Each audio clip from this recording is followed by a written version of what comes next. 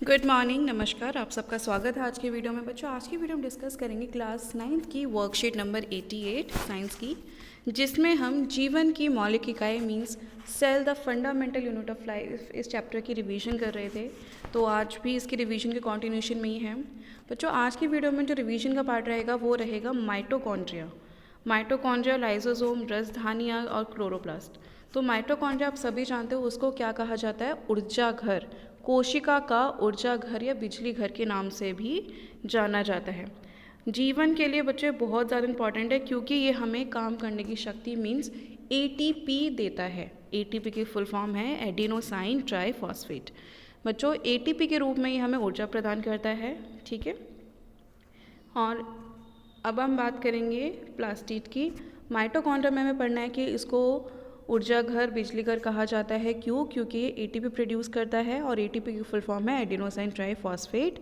ATP क्या होता है? एनर्जी मॉलिक्यूल्स होते हैं। ठीक है। तो अगर आपसे क्वेश्चन पूछा जाए कि एनर्जी कहाँ पे बनती है, फिर एटीपी कहाँ बनता है, तो आप लिखोगे माइटोकॉन्ड्रिया।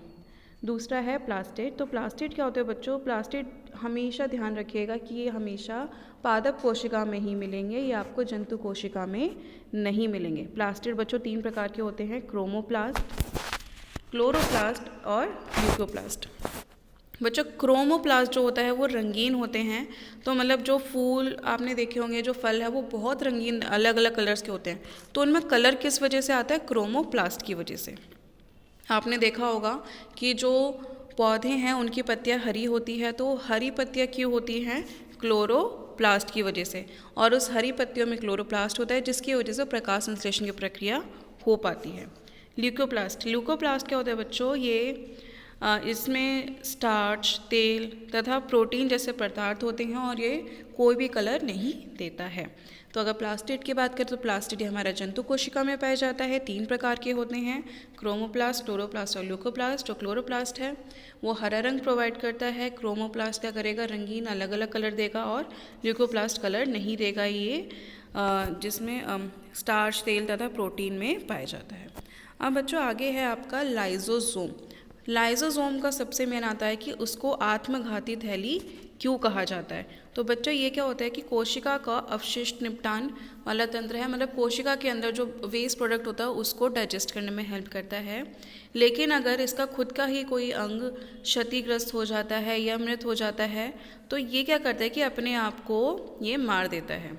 कोशिकीय चयापचय में व्यवधान के कारण जब कोशिका क्षतिग्रस्त हो जाती है तो लाइसोसोम क्या हो जाते हैं? फट जाते हैं और इनके शक्तिशाली एंजाइम अपनी ही कोशिकाओं को पाचित कर देता है। तो इसलिए इसको क्या कहते हैं बच्चों? आत्मघाती थैली। अब उसके बाद है आपका आखिरी वो है रसधानियाँ। रसधानियाँ बच्चों ये ठोस होती है। ध्यान रखने वाली बात है कि ये आपकी जंतु कोशिका में ही पाई जाएंगी।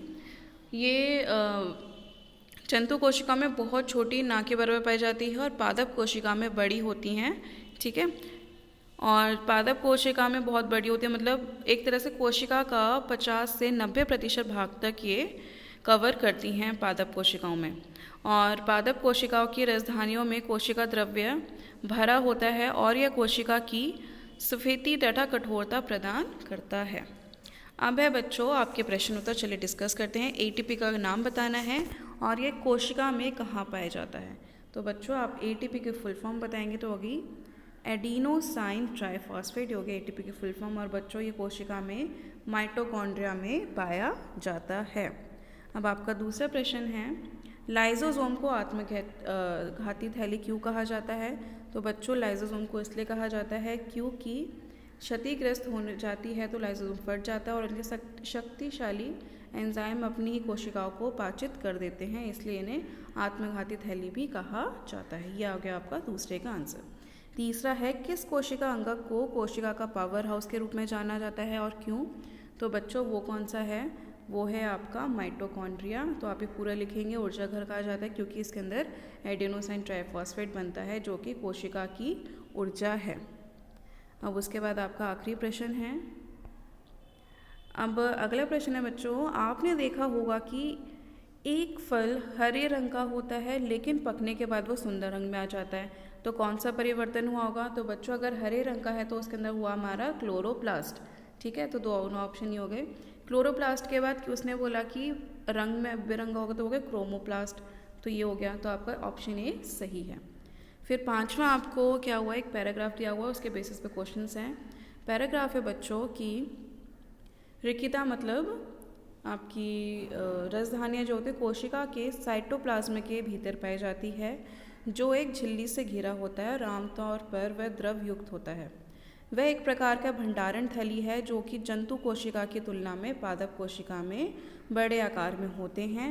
तो इनमें से बताना है कि इसके कार्य क्या होते हैं। निम्नलिखित में से कौन रिकिता के कार्य नहीं हैं, आपको बताना है इसमें से कौन सा कार्य नहीं है।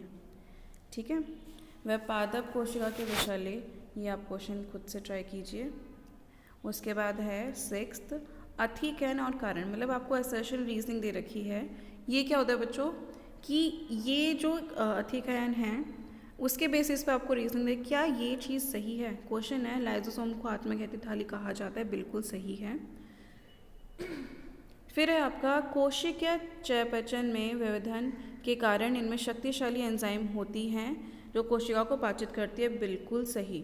तो ये दोनों कथन क्या हैं आपके सही। आपको मैंने फिफ्थ का आंसर नहीं बताया, चलिए आप सर्च करके लिखिएगा। और thank you so much for watching this video.